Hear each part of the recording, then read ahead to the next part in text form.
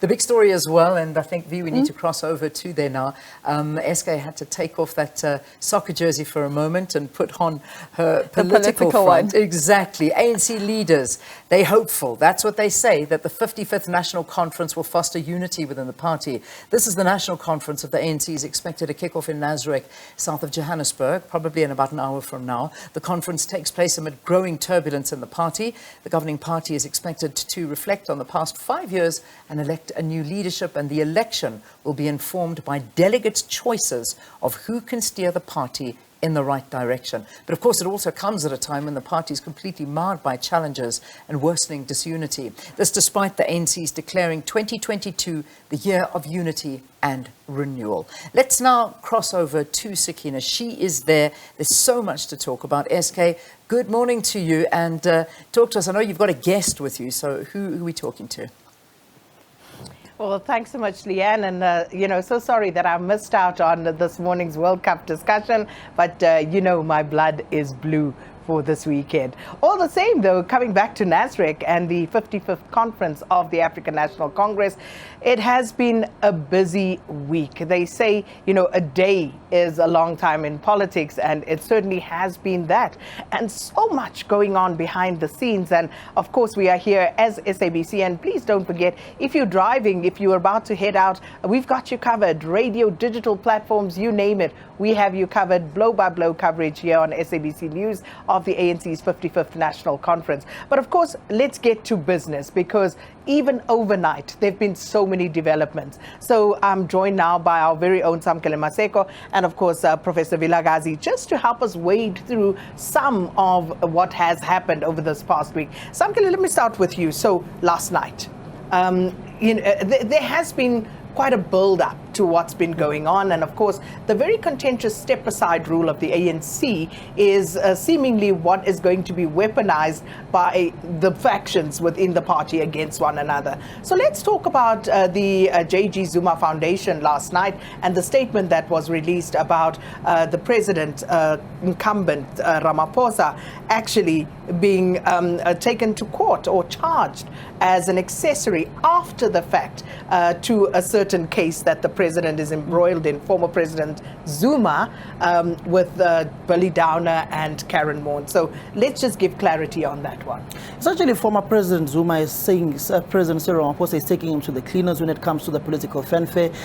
The legal warfare of former President Jacob Zuma, you can't de-link it from the politics of the day and the political machinations within the governing party. And you look at the political war between the incumbent and the predecessor. You look at how President Ramaphosa this morning has basically said this is abuse of the legal system within the country, saying that these are spurious issues that are being raised by former President Jacob Zuma against him. But the political issue, the mere fact that there is this case now against President Ramaphosa, brings about the issue of the step-aside resolution within the ANC.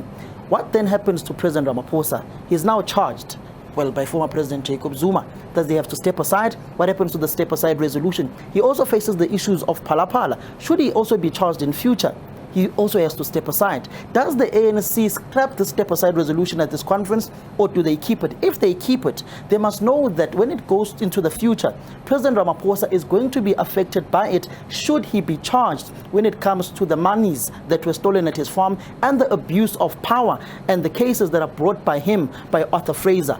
But it essentially lays the foundation by those who support former President Jacob Zuma coming into this conference to use the legal issues facing President Ramaphosa to try and oust him in the position of the president if the numbers game does not come together. For instance, yesterday with the discussions I had with some leaders whom are aligned to former President Jacob Zuma, they are essentially saying that should the president of the ANC now, Cyril Ramaphosa, get a second term, it would mean the end of the African National Congress, particularly when you look at the dwindling electoral fortunes of the ANC. You just bring about the speech by Panyaza Lesufi at the Provincial General Council of the ANC here in Gauteng, where he essentially blamed this National Executive Committee of the ANC for the ANC losing key metros within the country. Out of the 8 metros, the ANC has lost 6. They're governing Mangaung with just a third, with 1 vote, with 1 councillor.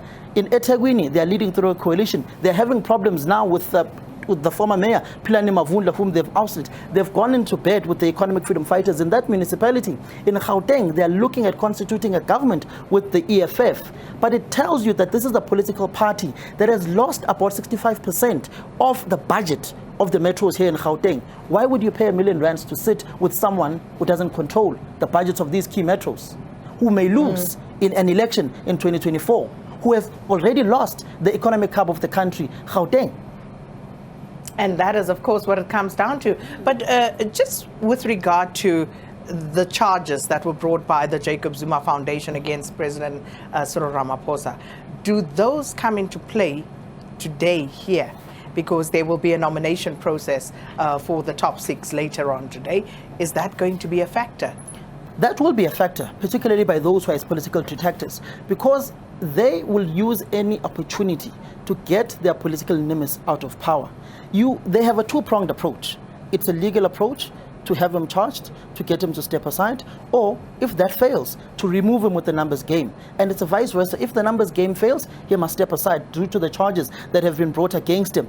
But it essentially then tells you that the ANC, with the method that they've employed within the National Executive Committee, particularly pertaining to the Section 89 report on Phalaphala, which is a direct replica of the Public Protector's, then Public Protector Everett Tulima Donsela's report on Nkandla, which ultimately may have led to former President Jacob Zuma's demise. The ANC employed the same tactic, which is defend the incumbent president of the ANC, vote against the various reports.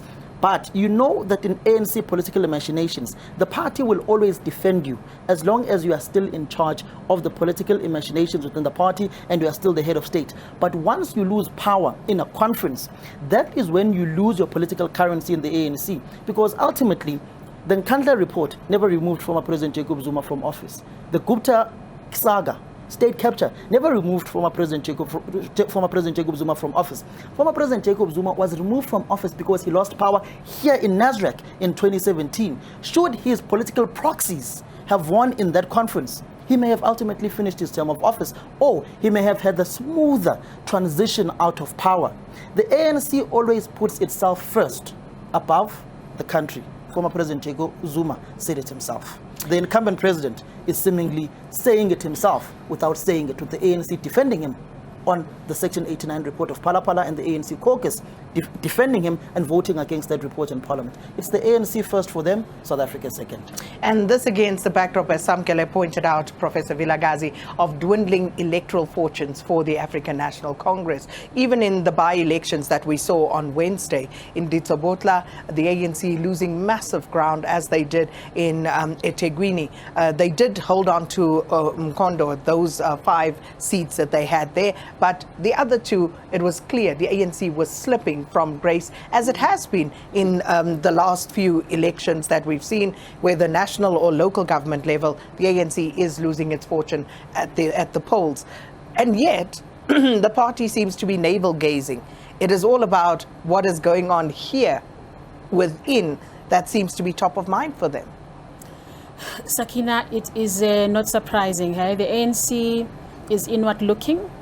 I mean, you can see just in the manner that they are fighting against each other. The content of their battles has got nothing to do with the citizen. It's got nothing to do with what is happening in South Africa in general. It is really mostly about power, and I think that is what is possibly going to split them now, because you can see they're losing voters, right?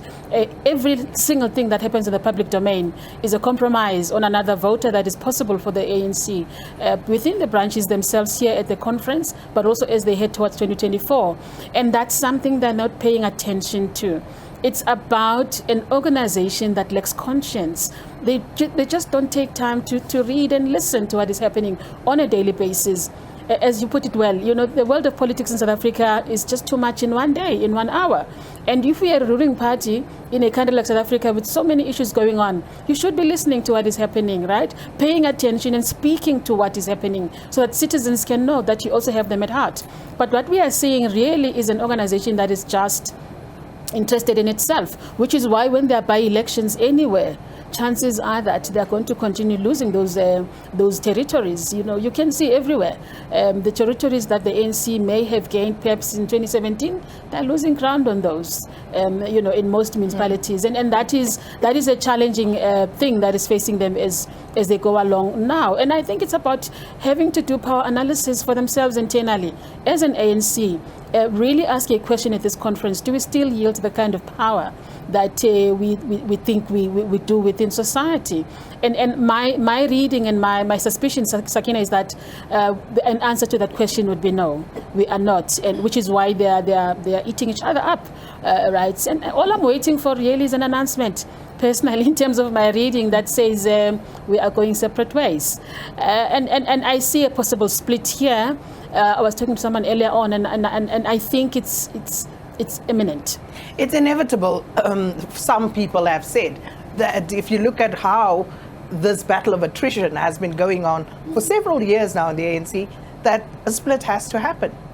You look at don't say former, but you look at the ANC's NEC member, whom at some point said he was retiring, Tony Yengini, when he was speaking in Pietermaritzburg outside the High Court in support of former President Jacob Zuma, he said that the ANC had reached irreconcilable political differences, saying these two factions can no longer coexist within the African National Congress. That is, those who support President Ramaphosa, whom are seemingly perceived to be wanting to renew the party, and those whom are supposedly being pictured as those of the era of state capture, the radical economic transformation faction. But the ANC does not have these two factions. The ANC has three factions. There is a middle faction led by Paul Shipokoso Mashatile, which is playing the middle ground within the African National Congress, which is not choosing a side between those who support former President Jacob Zuma, and now with Dr. Willem Kize, and those who support Cyril Ramaphosa. They are in the middle ground. They are the ones who may ultimately decide this conference, where it goes and who wins. Then there is the cat from Mpumalanga, the Deputy President David Mabuza, who is lurking in the background, who, if an opportunity avails, will grab it with both hands. How many lives does he have left at this stage? I was looking at him at the vote in Parliament, Sakina, as they were showing him, and I'm thinking he's just waiting for that moment where there's many yeses, and pow, voila, I'm a president, you know. So yeah, I see that opportunism a lot. Well, it's an interesting one, and certainly something that we will continue to unpack because there is a lot that is going to happen. You know, I was actually sitting trying to read up on some of the resolutions and from the previous conference, and also what was deliberated upon at the policy conference, and boom, something happening here, court cases there, and you know, it really is a moving target all the time. Samkele, you want to say something? 23 proposed amendments to the ANC constitution is also something that this conference needs to busy itself with, but just very briefly before we go back to studio. That is the biggest problem. People are looking too much into ANC's constitutional amendments, having a second DSG, but the economic proposals that are coming from this conference, the issue of the energy trajectory of the country, the hydroelectric proposals that are there within the country, the relationship between South Africa and Saudi Arabia, with Saudi Arabia leading within that specific aspect of energy within the world. Issues pertaining to solar energy within the country, the issues of bringing independent power producers, but the basic income grant. Look at the political overview report of the president today, the proposals that are going to be coming there, the instructions he's given to the Minister of Finance. They are essentially preparing the ground to try and sway South Africans' view on the issue of their economic sustainability by bringing in and finally implementing the basic income grant and further perpetuating a welfare state. And that is a big one, and we'll have a further discussion on that, I hope, later on. Is that perpetuating a welfare state, as Samkele Maseko says, or is that an absolute necessity at this point in a country where the economy has not grown over years and is seemingly refusing to grow for whatever reason, and of course where the unemployment rate is astronomically high? Well, we'll get more on those because some policy discussions also very important here at the conference, but we'll get back to you later on. For now, let's hand you back to the studio.